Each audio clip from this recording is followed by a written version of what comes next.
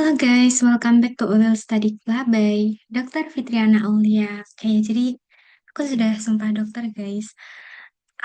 Sekarang lagi nunggu e-ship ya untuk bulan Agustus.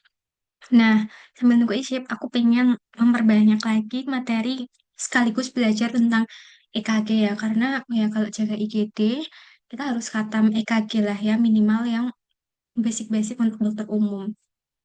Nah, jadi aku akan memperkenalkan sebuah website sebenarnya. Aku tahu website ini tuh dari temenku, namanya Alvin, dia dari FKUII. Em, Namanya itu Live in the Fast Lane. Nah, eh, ini websitenya tuh bagus karena walaupun dia lebih ke superficial website ya, dalam arti materinya tuh nggak sedalam textbook, cuma menurutku ini udah basic yang cukup gitu untuk belajar EKG yang mana banyak banget kan varian dari EKG dan interpretasinya itu. Oke, jadi di sini kita akan belajar materi pertama. Sebenarnya kalau kita cari di websitenya ya EKG, ini misalkan kita klik, nah kontennya itu tuh ada banyak nih. EKG interpretation lectures dan lain sebagainya. Nanti misalkan kita next gitu juga banyak lah materinya. Nah, cuma di yang bagian EC EKG lectures ini tuh dia nggak bisa muncul gambarnya. Nah, nggak tahu, kayaknya dia temporarily down gitu. Sehingga kita skip aja, kita lanjut yang gambarnya bisa di-load, yaitu materi OMI, Replacing the STEMI Misnomer. Oke, ini kita belajar bareng ya guys. Aku juga belum pernah baca materinya, jadi sekaligus kita pahami bareng-bareng. Nah, sini dibilang under the current STEM paradigma, 25 until 50% of end-stage patients are found to have total occlusion on delayed cardiac catheterization. Using expert ACG interpretation instead of strict STEMI criteria, cardiologists are able to successfully reclassify 28% of STEMI patients as having acute coronary occlusion responsive to immediate reperfusion therapy, halving short and long-term mortality. Oke, jadi pada tahun 2018, ini Meyers, Weingart, dan Smith, dia memperkenalkan konsep dari occlusion myocardial infarction melalui OMI Manifesto. Nah, sejak itu tuh, awareness akan ST elevasi di ECG itu seringkali dijadikan patokan untuk menentukan suatu tindakan PCI atau enggak. Nah, biasanya STEMI kriteria in everyday practice kan kita definisikan STEMI itu kan kalau ada peningkatan ST elevasi di 2,5 mm pada EKG. Itu kalau di pria usia 30 tahunan dengan chest pain. Nah, the term STEMI equivalent is already in our vocabulary, but really it is referring to patients with clinical and ECG features concerning for acute coronary occlusion that would benefit from immediate percutaneous coronary intervention.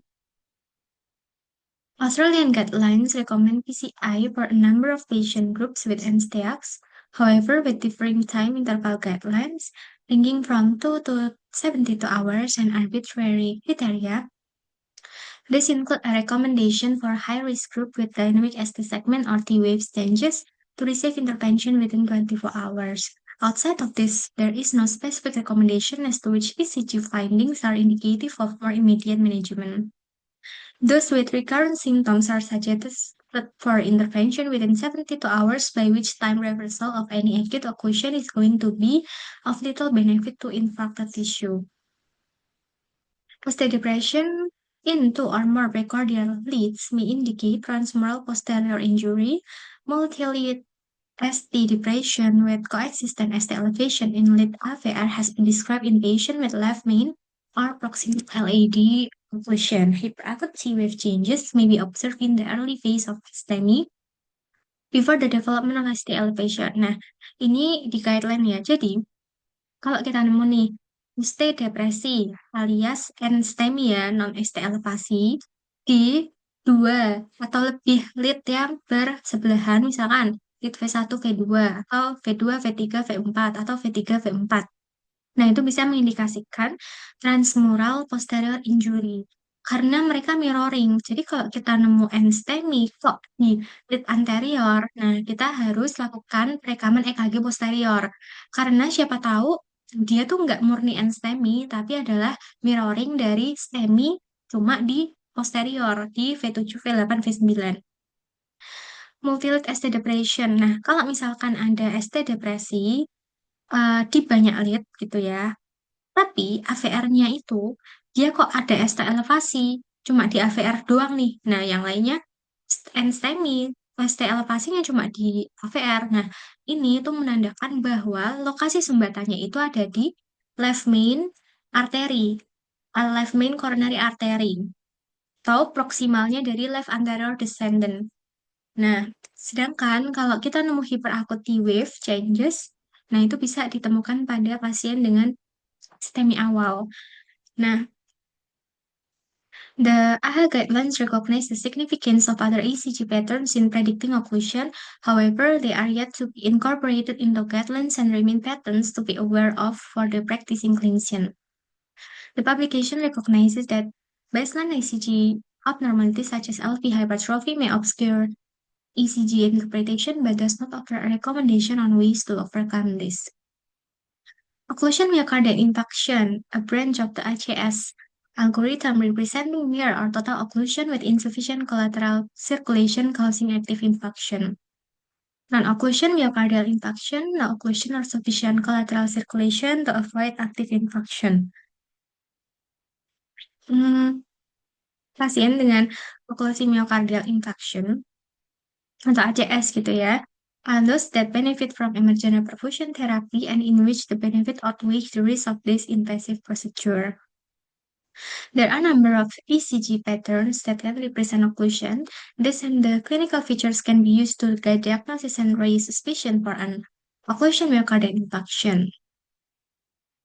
Nah, um, patient with acute occlusion not meeting STEMI criteria may be an underserved and identified subgroup of ACS patients who would benefit from emergent intervention, whereby classification of acute myocardial infarction by occlusion versus no occlusion may be more appropriate than classification by ST elevation on the ICG.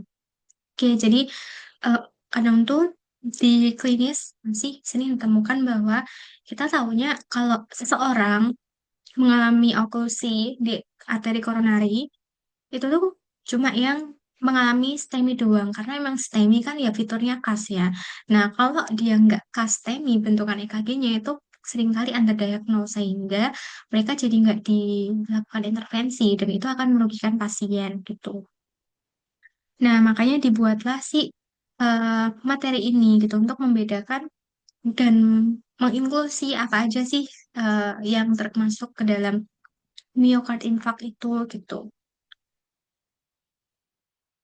Publications since the 2000s describe ECG patterns without ST segment elevation that signify acute coronary occlusion, and although there is increasing awareness of this pattern, they are yet to be included in formal diagnostic criteria, and thus medical graduates and training clinicians are left with the black and white idea that the absence of ST elevation is a reassuring sign that this is not a major coronary event. Tuh, jadi kayak, oh ya udah kayak kalau nggak ada inovasi, ya itu aman aja. Padahal belum tentu demikian ya, karena NSTEMI pun tetap membutuhkan PCI. Oke, ini untuk yang contoh pertama, inferior wall myocardial infarction. Oke, kalau inferior, kita tahu lead yang mencerminkan inferior itu adalah si 2-3 AVF ya. Invasion of any degree into contiguous inferior leads with any amount of ST depression in AVL is highly suspicious for inferior myocardial infection. Oke, inferior itu kan 2-3 AVL. Nah, VF, sorry. Nah, sekarang kita lihat nih. Di lead 2, ini kan ada sedikit peningkatan ya. Kalau dilihat nih, kan eh, baseline-nya kan itu di sini. Nah, kita lihat dia di sekitar sini ya. Di lead 2, ini tuh dia udah meningkat. Nah, ini udah ada mulai naik nih, ST elevasi. Tiga, kita lihat lah, ini udah ada ST elevasi juga nih. Di kira-kira kayak ya sekitar dua lah ya, dua kotak kecil. AVF, nah AVF ini juga ada ST elevasi. Nah terus di sini dibilang bahwa dua tiga AVF ada ST elevasi, tapi di AVL-nya itu ada ST depresi. Nah ini kalau kita lihat, ini di AVL sebenarnya kompleks QRS-nya agak nggak terlalu kelihatan, tapi ini ada di sini nih. Nih laser, nih ya. Ini kan QRS. Yang ini adalah gelombang T-nya. Nah, kalau kita lihat, dia kan ada kayak slightly ST depression di ST segmennya. Nah, itu kriteria dari kalau misalkan ada hmm, ST elevasi atau STEMI di lead inferior 23 AVF, tapi di AVL-nya dia ada ST depresinya.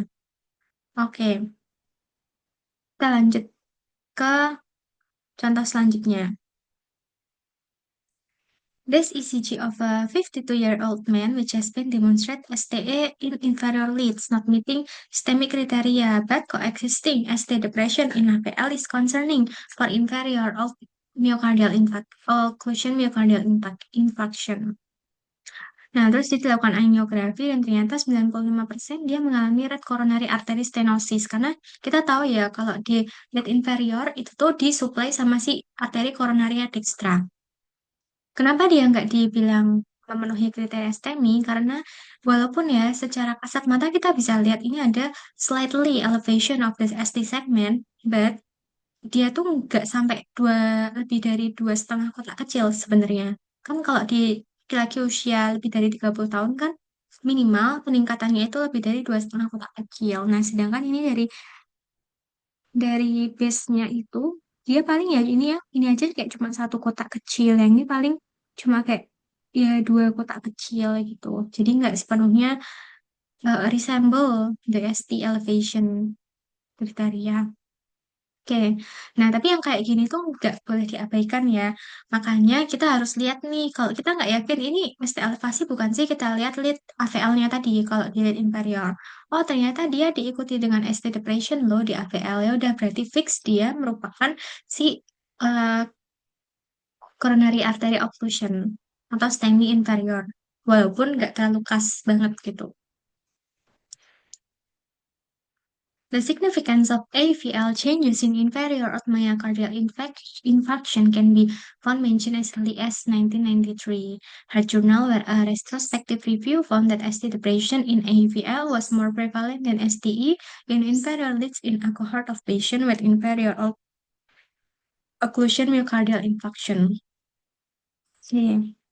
Bahkan kadang ST depresi di AVL aja itu tuh cuma satu-satunya gitu tanda adanya infak di lead inferior pada EKG, saking nggak semua pasien ada ST elevasinya di lead inferior gitu. Nah, third population group in the same 2016 paper was reviewed, consisting of subtle STEMIs that showed occlusion on PCI but did not meet STEMI criteria. Of this, 91% demonstrated some degree of ST depression in AVL. Oke, ini pengetahuan baru ya guys. Kalau kita eh, nggak nemu fitur dari ST elevasi, tapi kok ada ST depresi di AVL, nah kita curiga jangan-jangan sebenarnya ini udah akan ada ST elevasi di lead inferior. Oke, kita lanjut ke nomor 2. New bivascular block, new RBBB and LAFB is highly associated with proximal LAD occlusion and negative outcomes, di mana proximal LAD occlusion tadi kan kriterianya adalah kalau di lead AVR kita nemu ada ST elevasi, sementara di lead lainnya kita ketemu ST depresi. Raise suspicion for occlusion myocardial infarction and look for subtle ST changes which may be more difficult to discern. Oke, the following ECG is from a case of a 73-year-old man who presented with 6 hours of ischemic sounding chest pain. His medical history included an abdominal aortic dissection 2 years prior, type 2 diabetes mellitus, and hypertension. Oke, mari kita lihat fitur apa yang mencurigakan atau abnormal di EKG ini. Sebenarnya kalau aku ngelihat EKG, ya seperti yang sudah diajarkan ya. Pertama kan kita lihat dulu ya. Sebenarnya ada urut-urutannya, kayak mulai dari kita lihat dulu ini sinus atau enggak, yang ditandai dengan ada gelombang P atau enggak gitu kan. Nah, kalau di sini, ini ada ya gelombang P-nya, ini gelombang P, ini gelombang P, ini gelombang P, berarti dia sinus. Yang kedua, bisa dilihat dari PR segmennya. Apakah dia melebar atau enggak, lebih dari 5 kotak kecil atau enggak gitu. Kalau ini sih, ini ya masih normal lah ya, PR segmennya tidak melebar. Kemudian setelah PR segmen, kita lihat gelombang QRS-nya. Apakah dia sempit atau dia eh, lebar gitu. Sempit biasanya punya atrial, lebar itu biasanya punyanya si ventricle. Terus kita bisa lihat juga R ke R. Gelombang R ke R-nya itu irregular atau reguler. Kalau irregular itu artinya kayak jaraknya itu beda-beda dari satu gelombang ke gelombang sebelahnya. Kalau reguler itu berarti jaraknya sama. Nah, terus setelah itu kita lihat juga error wave progression-nya gimana. Normalnya kalau di lead prekordial, R itu mulai dari lead V1 itu akan kecil. Jadi lebih gede atau lebih dalam si S-nya.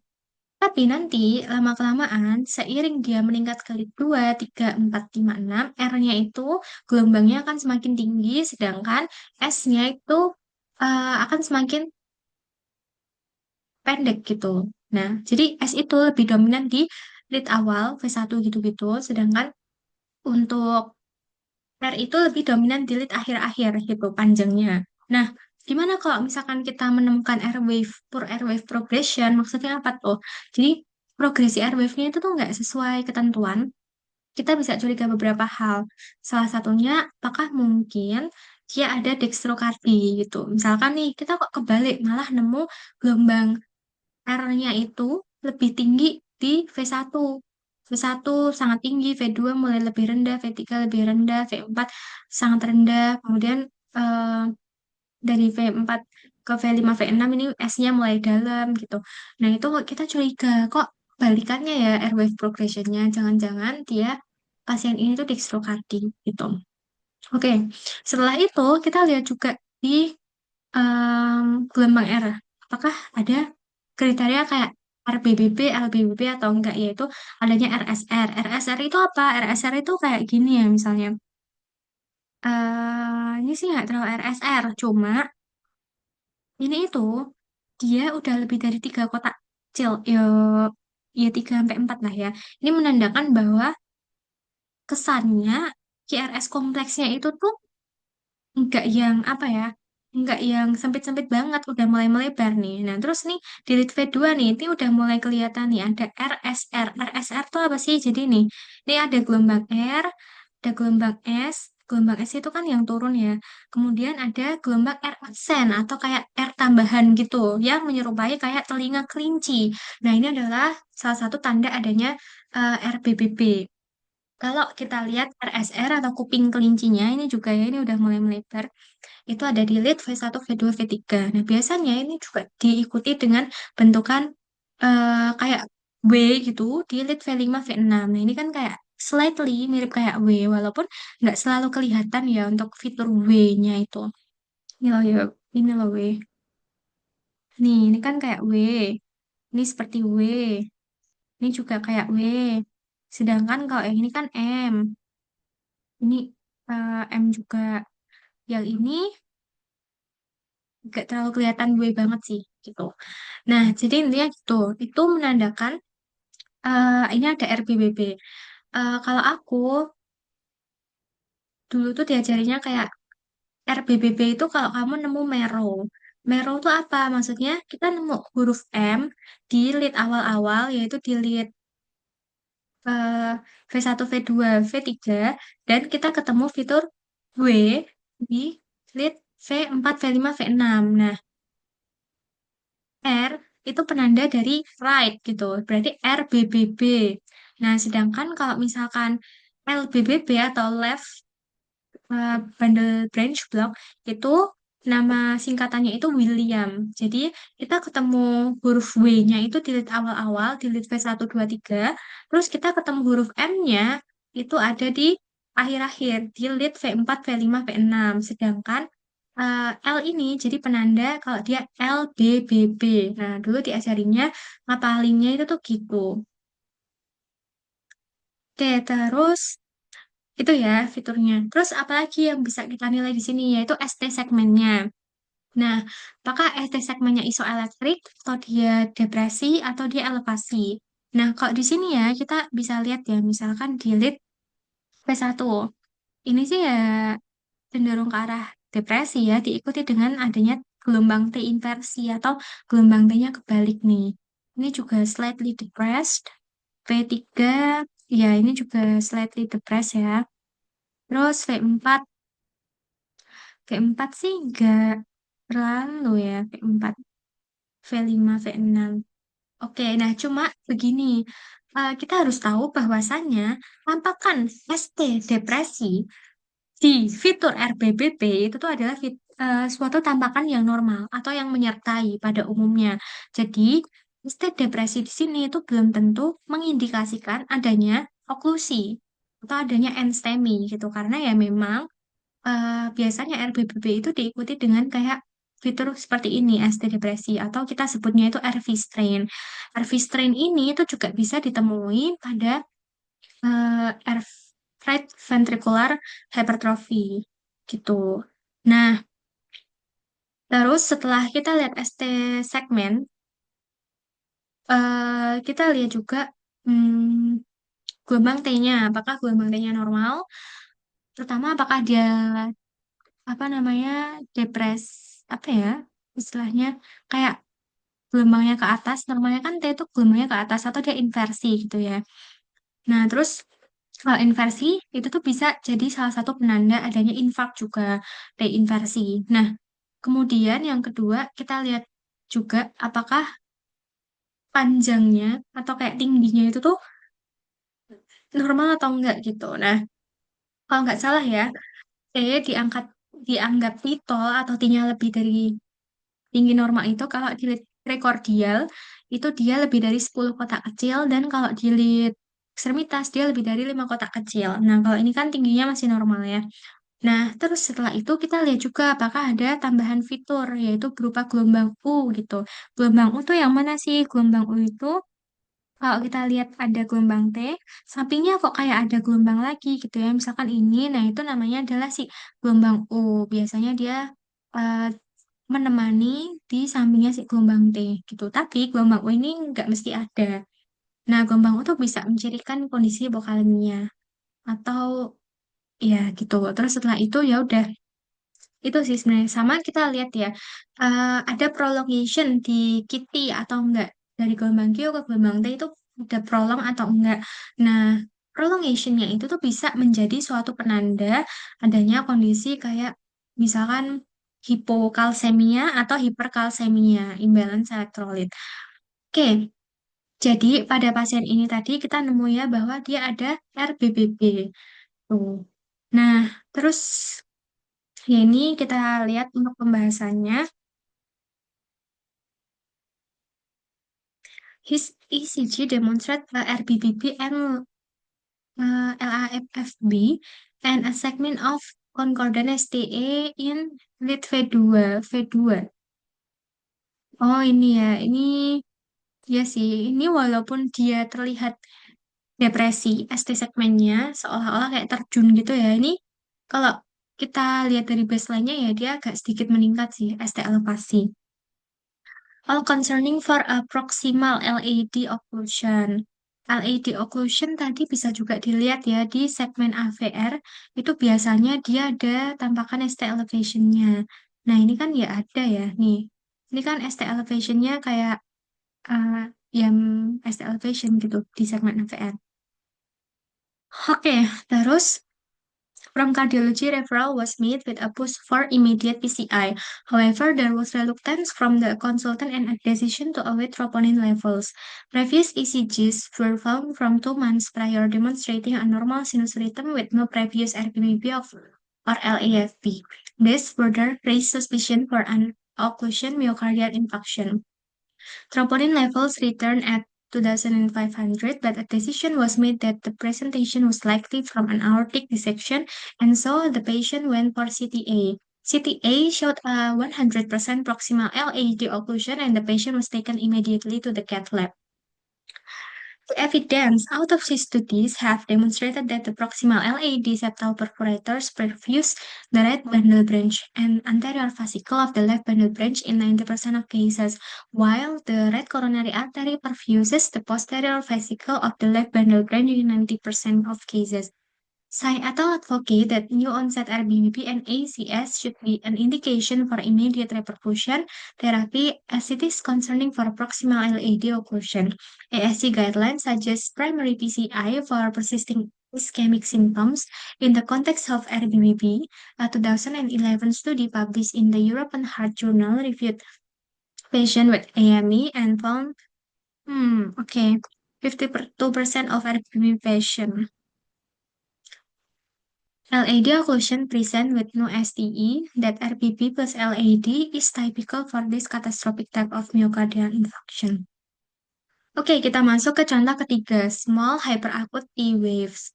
T waves out of proportion of preceding air waves, especially in the context of STE and all reciprocal changes, should raise suspicion of short myocardial infarction and impending classic STE changes. Oke, hmm, bentar ya.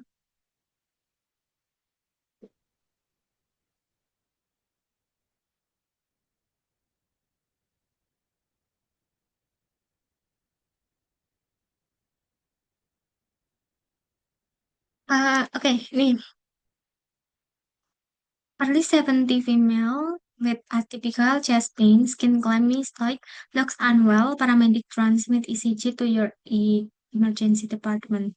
Oke, mari kita lihat apa yang bermasalah di sini. Yang pertama, kita lihat dia sinus atau enggak. Nah, ini tuh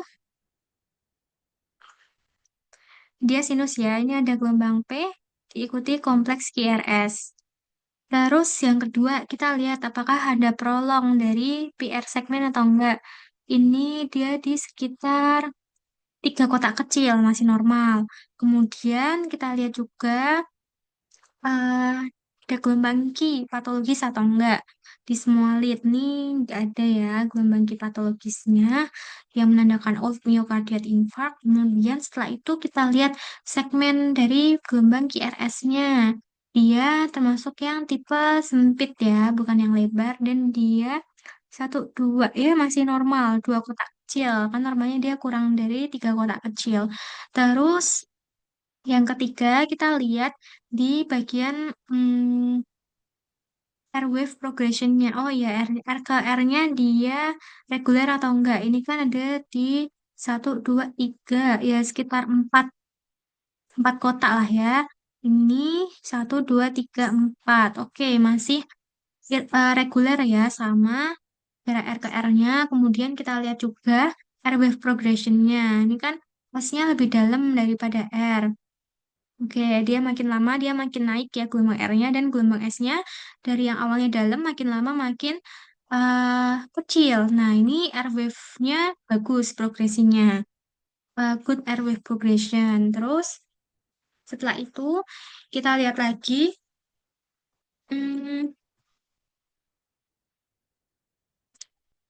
ST segmennya. Nah, kalau ini tuh sebenarnya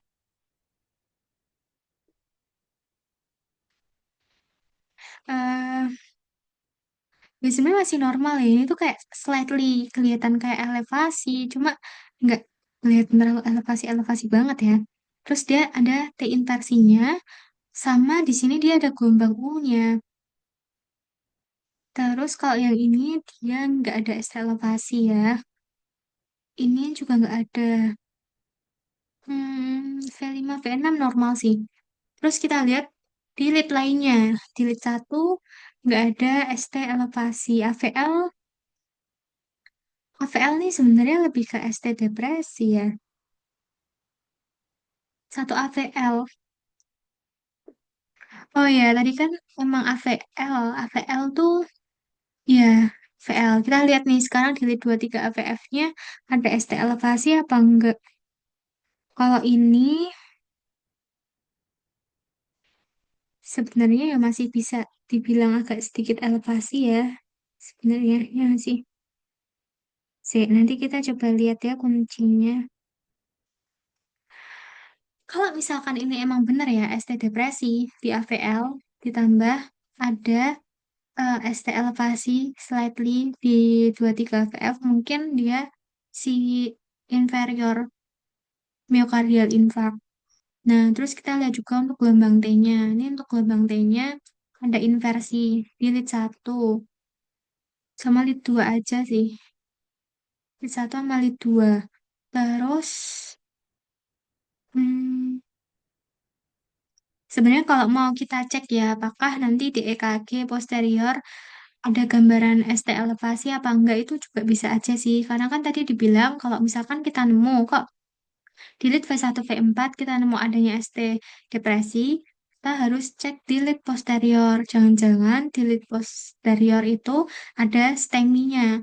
Apalagi ini kan kayak kalau benar ya, kalau benar inferior lead ini 23 AVF ini slightly eh slightly STEMI karena kita tahu AVL di sini dia ST depresi yang mana tadi dibilang bahwa kadang di myocardial infarct segmen inferior itu kadang tuh nggak selalu ada fitur STEMI-nya di 23 AVF. Tapi kalau kita nemu kok di AVL itu ada fitur N STEMI-nya atau ST depresinya, nah itu udah bisa menjadi penanda kalau sebenarnya ada infark di segmen inferior. Nah, terus di sini kok dia juga ada kayak ST depresi alias NSTEMI gitu ya. Kalau aku ngelihatnya sini kayak NSTEMI tapi nggak tahu juga NSTEMI di V1 V2.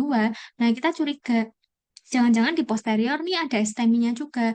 Karena sebenarnya lead inferior dan posterior itu kan berbagi sumber pendarahan yang sama yaitu dari right coronary artery sehingga kadang kalau kita kok curiga ketemu ya di inferior ada sumbatan. Nah, kita wajib cek juga posterior karena mereka tuh dapat sumber reperfusi, sumber perfusinya tuh sama dari CA gitu. Walaupun yang posterior tuh juga 15%-nya juga dapat dari left circumflex artery.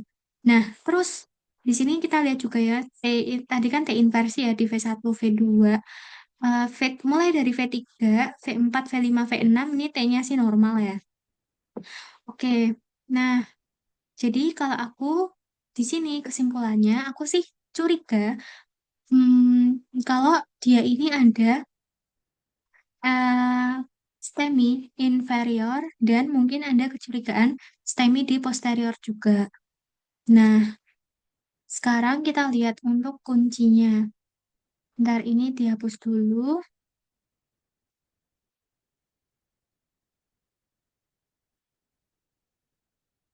Oke, this ECG from both Hillet shows HATW itu hyperakut E waves in inferior leads. So ya benar.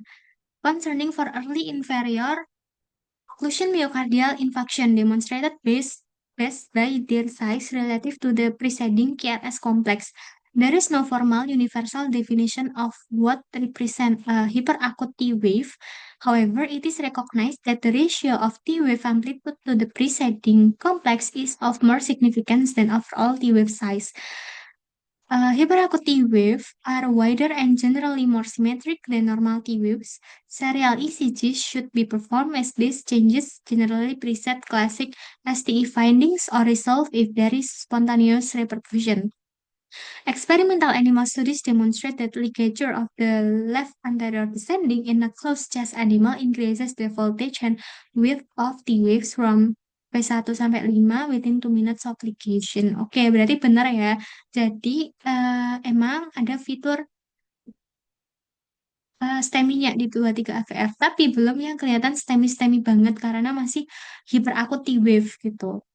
Nah, terus tadi yang membantu juga kita lihat bahwa kok ada ST depresi di AVL. Nah, itu curiga lah kita, jangan-jangan dia memang akan menuju ke STEMI gitu. Terus ternyata tampakan yang mirip walaupun belum memenuhi kriteria tadi itu namanya sebutannya hiperakut wave di lead 23 AVF tadi.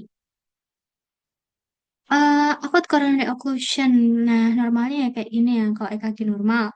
Terus hiperakut T-wave. Oh, hiperakut T-wave itu dia mulai kayak meninggi, membesar gitu ya. Oke, kayak ketarik gitu. Terus setelah itu ya udah jadilah dia ST elevasi.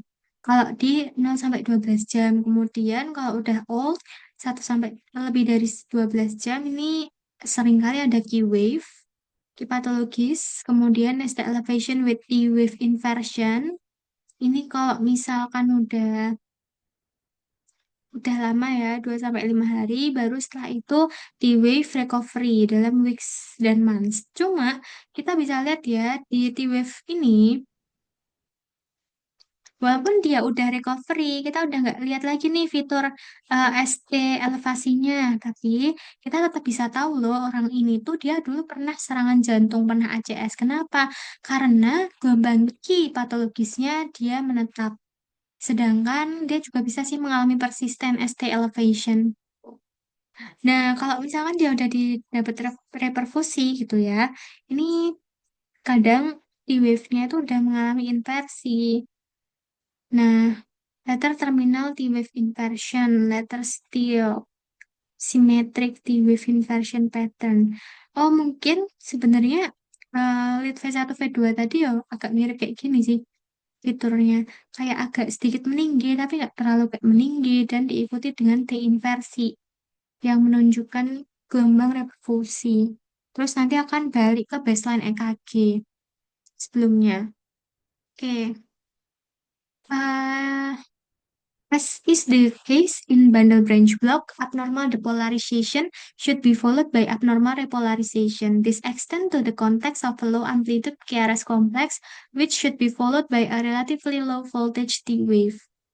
So how can we measure this proportion? Well, this is where we may fall into a gap. There is little, if any, literature giving a clear definition of what constitutes a hyperacute T wave size-wise, and we are left with a situation where the clinician must use his or her experience and pattern recognition to detect this finding concerning for occlusion myocardial infarction. Dr. Stephen W. Smith suggested that if any single T wave KRS complex ratio in lead V1-4 is greater than 0.36, it represents acute myocardial infarction, not so acute or old. See comment from author. This is an area that warrants further retrospective analysis, especially regarding patient initially admitted with NSTEMI diagnosis that went on to have PCI. Terus ini contoh keempat, isolated posterior myocardial infarction. ST depression maksimal in lead V1 sampai 4 tanpa adanya progresi ke lead V5 V6 should be considered posterior occlusion myocardial infarction until proven otherwise, even in the absence of ST elevation in leads V7 sampai 9. Nah, ini yang aku jelasin tadi guys, kalau nih kita nemu kok ada ST depresi di lead anterior V1, V2, V3, V4. Nah, kita tuh harus curiga kalau ada eh, posterior myocardial infarction. Bentar, aku cek dulu ya.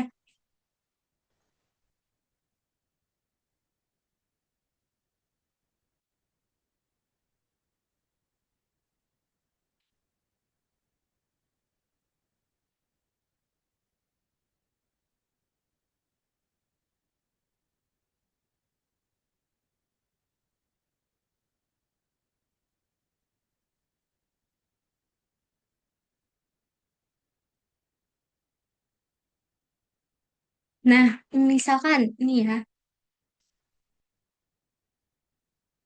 hmm, posterior myocardial infarction is caused by a reduction in blood flow to the dorsal infraarterial portion of the left ventricle. This is supplied by posterior descending artery, branch of the RCA in 70% of the population, the LCX in 10%, or of both in the remaining 20%. Isolated posterior myocardial infarction is most commonly due to acute occlusion of the LCH. Oke. Nah, ini ya. Kalau kita nemu di EKG, yang pertama kan balik lagi ya, kita lihat EKG nih. Pertama, kita lihat sinus apa enggak, ada gelombang P, ada enggak gitu kan. Nah, ini ada ya gelombang P-nya, jadi dia sinus. Oke, yang kedua kita lihat PR segmennya. Dia sekitar berapa nih? Satu, tiga, tiga lah ya, tiga kotak kecil masih normal. Kemudian kita lihat gelombang QRS-nya. Kalau di sini gelombang QRS-nya dia sempit ya. Kemudian masih dalam batas normal, dia dua kotak kecil. Kemudian kita lihat juga R-nya, air wave progression-nya. Dari lead phase 1 dia nggak ada gelombang R, gelombang S-nya dia dalam. Kemudian di lead phase 2 dia mulai meninggi nih. Gelombang R-nya makin tinggi, di lead phase 3 juga makin tinggi, V4 makin tinggi, V5 tinggi, dan V6 tinggi. Oke, berarti ini air wave progression-nya bagus. Terus diikuti dengan gelombang S yang awalnya dalam, dia lama-lama jadi makin mengecil, memendek, dan menghilang. Nah, ini bagus ya berarti. Terus kita lihat ST segmen. Nah, di ST segmennya itu ada ST elevasi atau ST depresi enggak? Kita lihat ya. Eh, ini kan cenderung ke depresi ya, kayak sedikit depres, diikuti dengan gelombang T yang ada inversinya, T inversi. Nah, yang ini juga nih, kayak turun kan. Harusnya kan dia segini ya, ST segmennya. Tapi dia lebih kurang dari. Ini juga nih, harusnya dia kayak di atasnya, tapi ini turun. Terus di lead V4 nih juga nih, ini kelihatan banget nih ST depresi. Nih, lead V5. Lead V5 sih bisa elektrik ya sebenarnya. Ya, masih sama lah. V6, V6 ya normal-normal aja. Masih sama lah ya.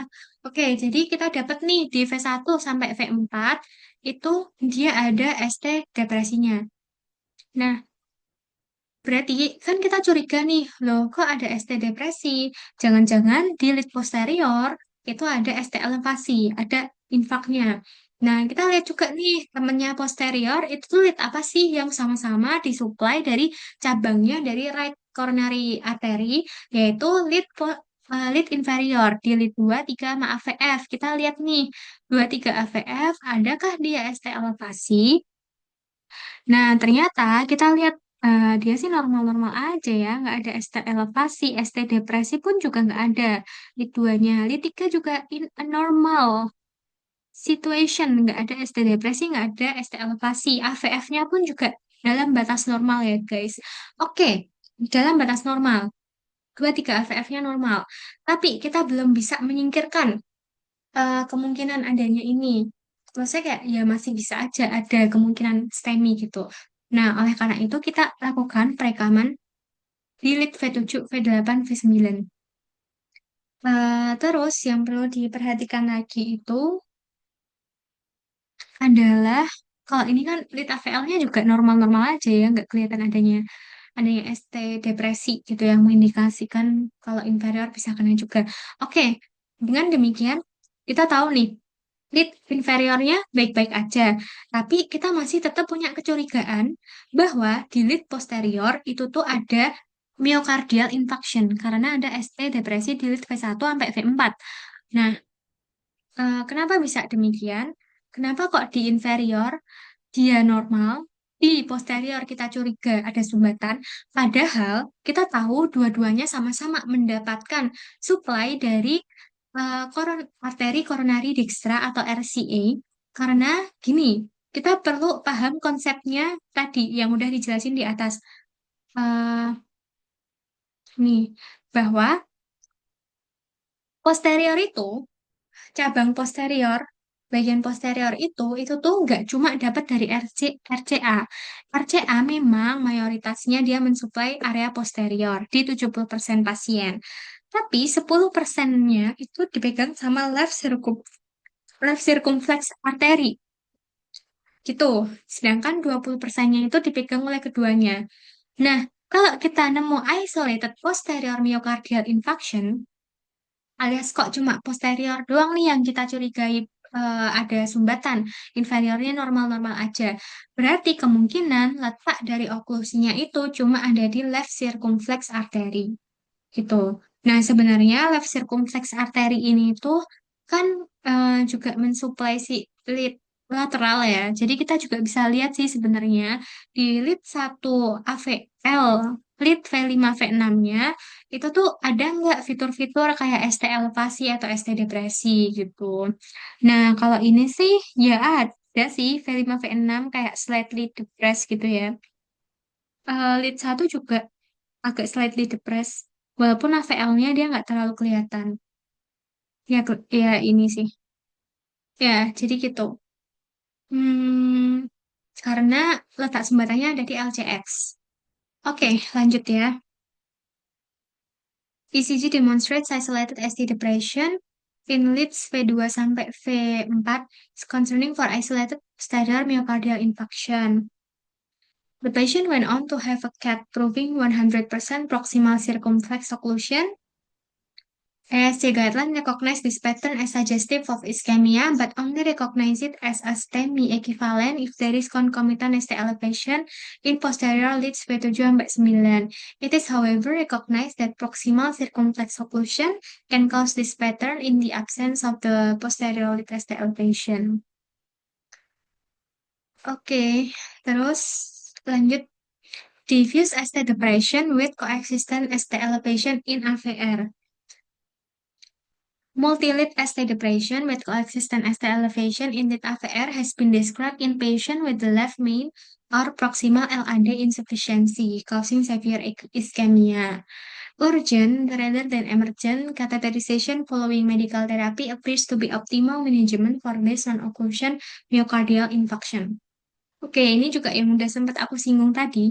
Kalau misalkan kita nemu di semua lead, kok dia dominannya ST depresi gitu ya. Misal ini lead V1. Lead V1 nih, dia ST depresi. Lead V2, lead V2 mana ya? Gak terlalu kelihatan depres-depres banget sih. V3 ini nggak rapi ya V3-nya. Tapi inilah ya. Terus V4. Nih, V4 kan sungguh sangat kelihatan ST depresi ya. STS depresi. V5 juga kelihatan banget ST depresinya. Terus lead V6 nih juga kelihatan banget ST depresinya. Terus kita lihat nih di lead satu, lead satu. Lead satu ya slightly depressed nih. Terus lead 2 nih kelihatan juga ST depresi. Lead 3 sangat kelihatan ST depresinya. Terus lead AVL, AVL sih nggak terlalu kelihatan ST depresi. AVF-nya nih kelihatan ST depresi. Oke, hampir di semua lead ST depresi nih. Lead lateral ST depresi, lead anterior 2 3 4 kan banyak anterior ya 3 4 tuh. Anterior nih ST depresi juga, walaupun septalnya nggak terlalu kelihatan ya, 1 2 kan banyak septal nggak terlalu kelihatan ST depresi. Tapi posterior nih dia juga 2 3 AVF-nya juga ST depresi. Berarti dia dominan kok semuanya ST depresi. Meanwhile, the only one in the AVR lead kok ada ST elevasi. Nah, ini fitur kayak gini, di mana hanya ditemukan satu-satunya ST elevasi di lead AVR, sedangkan di lead lainnya justru menunjukkan ST depresi. Itulah yang gawat, karena menunjukkan bahwa lokasi sumbatannya itu ada di left main coronary artery, yang mana dia itu mensuplai hampir di keseluruhan lead, terutama lead ya hampir keseluruhan lead ya, karena left main artery. Atau kalau enggak di left main artery, berarti lokasi sumbatannya itu ada di proksimal dari left anterior descending artery LAD. Nah, itulah yang perlu digarisbawahi dari temuan ini. Oke,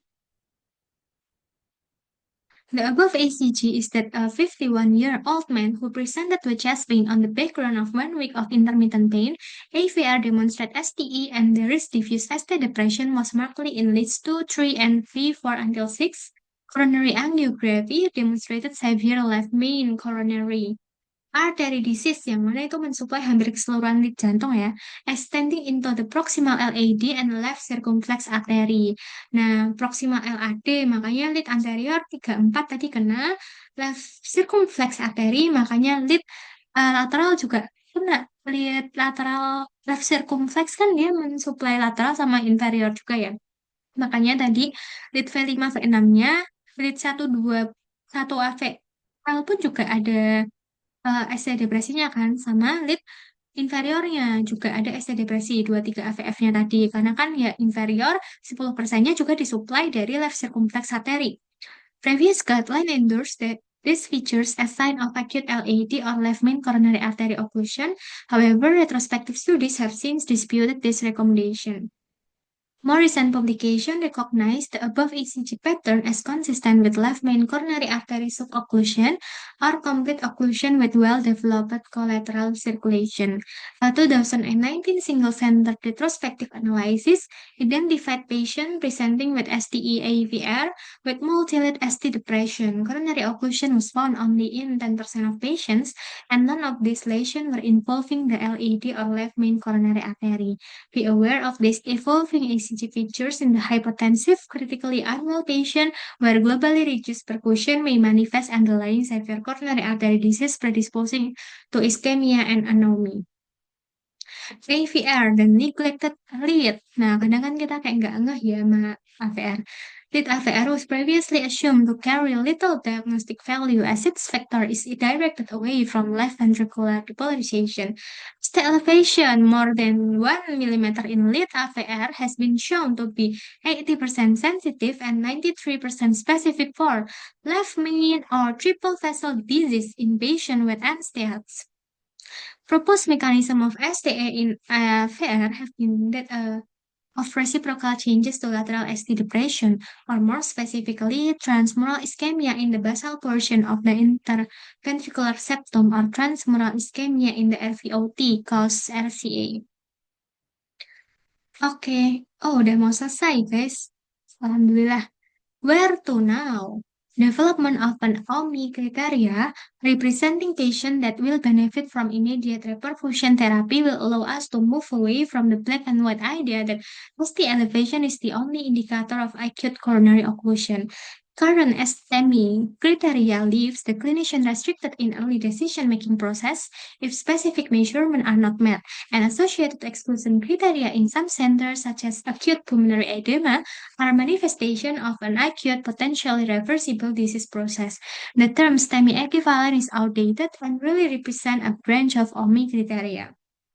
Increasing prevalence of immediate, emergent, and delayed PCI for patients admitted with myocardial infarction presents the opportunity for a large-scale retrospective analysis of ECG pattern other than ST elevation that are suggestive of occlusion. Normal depolarization should be followed by abnormal repolarization. Infarction in patients with low voltage KRS complex may produce subtle ST segment changes that are best measured in relation to the preceding KRS complex. In such patient group, standard STEMI criteria would delay or potentially miss opportunities for reperfusion along with the apa tadi HATW itu hyperakute T-wave, proportional measurement or criteria in relation to the preceding complex or criteria may be more appropriate for detecting occlusion. As Hirana et al. Described, the different manifestation of acute LAD occlusion such as RBBP and LAFD warrant further specific analysis in a large patient population. Oke, jadi kita selesai satu materi guys untuk materi STEMI ya. Oke, terima kasih teman-teman. Semoga bermanfaat ya. Kita lanjut ke video lainnya. Terima kasih.